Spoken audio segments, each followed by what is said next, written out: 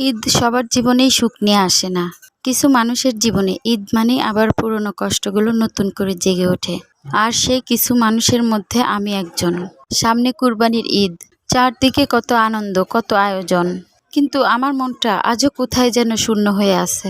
২০ বছর আগে বাবা পৃথিবী ছেড়ে চলে গেলেন। ছোটবেলাতেই আমরা ৩ ভাই বোন বাবাকে হারিয়েছি।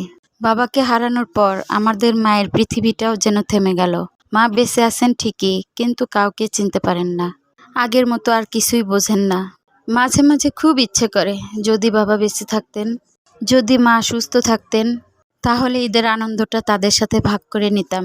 ঈদের আগে হয়তো আমার ভাইয়েরা আমাকে আনতে স্বামীর বাড়িতে আসতো, ঠিক অন্য সবার ভাইদের মতো। আমি হয়তো খুশি হয়ে ব্যাগ গুছাতাম বাবার বাড়ি যাওয়ার আনন্দে। বাবা হয়তো দরজায় দাঁড়িয়ে থাকতেন, আমাকে দেখেই বলতেন আমার মেয়েটা এসেছে। মা হয়তো তখন রান্নাঘরে ব্যস্ত থাকতেন আমার পছন্দের খাবার বানাতে। আমাদের জীবনটাও তো সুন্দর হতে পারত, কিন্তু ভাগ্য আমাদের জন্য অন্যরকম একটা গল্প লিখেছে। একটা সময় ঈদ মানেই ছিল বাবার হাসি, নতুন কাপড়, একসাথে খাওয়া দাওয়া। আর এখন ঈদ মানে বুকের ভিতর চাপা কান্না। এই ২০ বছরে কত ঈদ এলো, আবার চলেও গেল, শুধু আমার বাবা আর ফিরে এলো না। আজও যখন দেখি কারো বাবা মেয়েকে নিতে আসে, কারো মা ঈদের জন্য অপেক্ষা করে, তখন বুকের ভিতরটা হু হু করে ওঠে।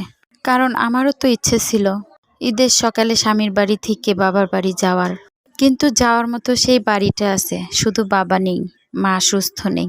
এই পৃথিবীতে কিছু কষ্ট আছে যা কাউকে বোঝানো যায় না, শুধু চুপচাপ অনুভব করা যায়। আল্লাহ তোমাকে জান্নাতবাসী করুন। ওপারে ভালো থেকো প্রিয় বাবা।